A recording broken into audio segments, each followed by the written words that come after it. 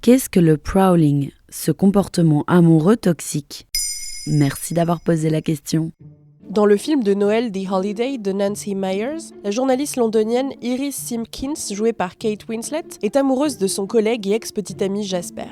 Ils ont rompu, mais il continue de flirter avec elle et de raviver ses sentiments pour lui, sans rien lui promettre de sérieux. Un jour, il annonce ses fiançailles avec une autre femme. Dévastée, Iris part en vacances en Californie. Jasper, s'apercevant qu'il est en train de perdre son emprise, prend l'avion pour la rejoindre. Même si vous n'avez pas vu le film, vous vous reconnaissez peut-être dans cette histoire. Cette pratique amoureuse du « suis-moi, je te fuis, fuis-moi, je te suis » a désormais un nom, le prowling. Ça veut dire quoi, prowling ? Ça vient de l'anglais « to prowl ». Rôder, c'est ce que font les animaux en chasse. Ils se tiennent à distance de leur proie, en gardant un œil sur elle. L'origine du terme en dit long sur les méfaits du prowling. Le prowling, c'est le chaud-froid permanent. Dans le jeu de la séduction, on se fait parfois un peu attendre ou désirer. Mais le prowling est clairement une attitude toxique, facilitée par les réseaux sociaux et la séduction virtuelle.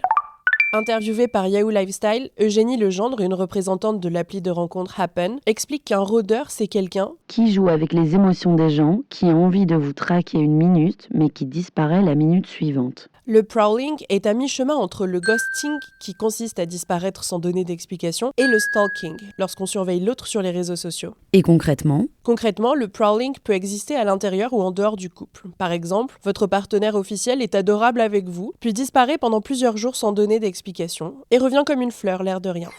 Le prowler peut alterner l'indifférence totale avec des phases très oppressantes qui frôlent la surveillance ou le harcèlement. Quels effets négatifs peut avoir le prowling ? Qu'il soit orchestré consciemment ou inconsciemment, le prowling instaure un rapport de force. Il détruit la spontanéité dans une relation. Le prowling peut créer une véritable dépendance affective pour la victime, c'est-à-dire une situation paralysante, à tendance obsessionnelle, où on est dans l'attente constante de recevoir de l'affection de l'autre. Ça peut être une entrave au travail ou dans la vie sociale. Il sera plus difficile de passer à autre chose car l'espoir est sans cesse ravivé. Le prowling peut abîmer la confiance en soi d'une personne qui accepte d'être traitée de façon incorrecte ou qui vit dans l'appréhension de faire ou dire quelque chose qui causera l'éloignement de l'être aimé. D'autres effets peuvent être le stress, l'anxiété, les insomnies. Comment s'en protéger ? Il faut écouter ce que l'on sent. Si une relation nous provoque beaucoup d'angoisse, d'attente ou de stress, pour très peu de moments de bonheur, il faut fuir. Si quelqu'un de votre entourage semble être dans une relation toxique ou victime de prowling, il faut essayer d'en discuter mais doucement. Sensibiliser, parler de ce qu'est un comportement toxique sans dire à l'autre ce qu'il ou elle doit faire. Pointer des comportements précis qui nous ont semblé problématiques et demander à la personne comment elle se sent vis-à-vis de ça.